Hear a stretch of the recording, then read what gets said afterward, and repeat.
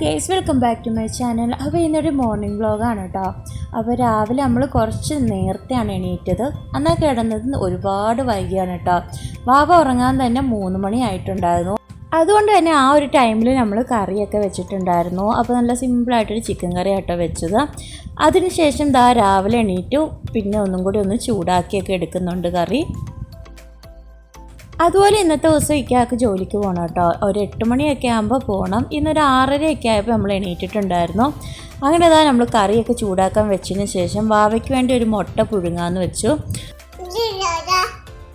വാവയ്ക്ക് breakfast കഴിക്കാൻ നല്ല മടിയാണ്. എന്നാലും ഇടയ്ക്കൊക്കെ ഇങ്ങനെ മുട്ട പുഴുങ്ങിയതിൻ്റെ വൈറ്റ് മാത്രം കഴിക്കാറുണ്ട് കേട്ടോ.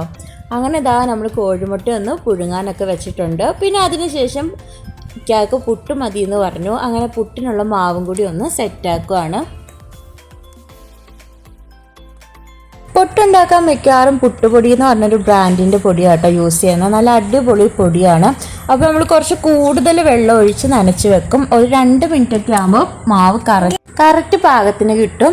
അങ്ങനെ നമ്മൾ പൊടിയൊക്കെ ഒന്ന് നനച്ച് വെക്കുന്നുണ്ട്. അപ്പോൾ ഈ ഒരു ടൈമൊക്കെ ആയപ്പോൾ ഇക്ക കുളിക്കാനൊക്കെ പോയിട്ടുണ്ട്. വാവയാണെങ്കിൽ നല്ല ഉറക്കമായിരുന്നു.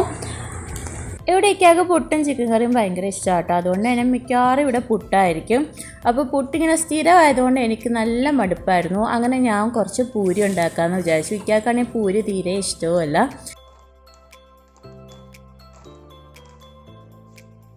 അതുപോലെ എൻ്റെ ഫേവറേറ്റ് ആണ് കേട്ടോ പൂരി. ഞാൻ 2 രീതിയിലുണ്ടാക്കും. ഒന്ന് ഗോതമ്പ് വെച്ചും ഉണ്ടാക്കും, അല്ലെങ്കിൽ മൈദ വെച്ചും ഉണ്ടാക്കും. രണ്ടും എനിക്ക് ഭയങ്കര ഇഷ്ടമാണ്.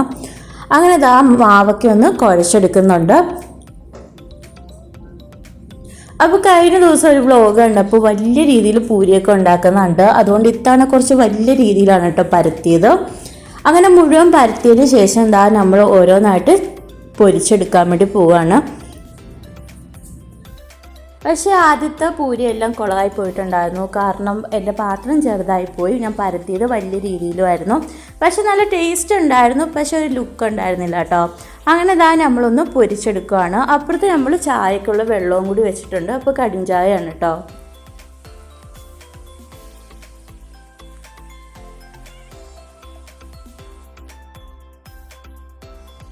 അങ്ങനെ നമ്മൾ കടും ചായയൊക്കെ നല്ലപോലെ തിളച്ച് വന്നിട്ടുണ്ട്. അപ്പോൾ ബാക്കി പൂരിയൊക്കെ ചെറിയ സൈസായിട്ട് ഞാൻ കട്ട് ചെയ്തെടുത്തു കേട്ടോ.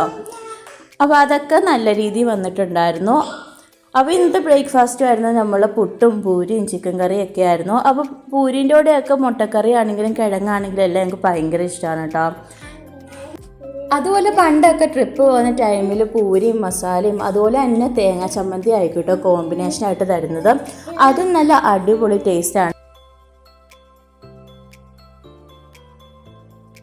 അങ്ങനെ നമ്മൾ എല്ലാം പൊരിച്ച് മാറ്റിയിട്ടുണ്ട്. ഇനി നമുക്ക് ബ്രേക്ക്ഫാസ്റ്റ് കഴിക്കാൻ പോകാം. ഇപ്പോൾ ഒരു 7:30 ആയിട്ടുണ്ട്. ഈ ഒരു ടൈമിൽ ഇക്ക റെഡി ആയിട്ടുണ്ടായിരുന്നു.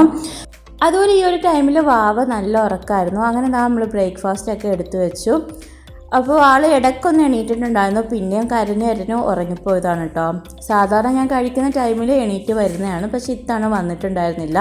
അപ്പോൾ ആളുടെ മുട്ടയും ഞാൻ പൊളിച്ച് വെച്ചിട്ടുണ്ടായിരുന്നു. അങ്ങനെ ഞങ്ങൾ 2 പേരും കൂടി ഇന്ന് ബ്രേക്ക്ഫാസ്റ്റ് കഴിക്കുകയാണ്.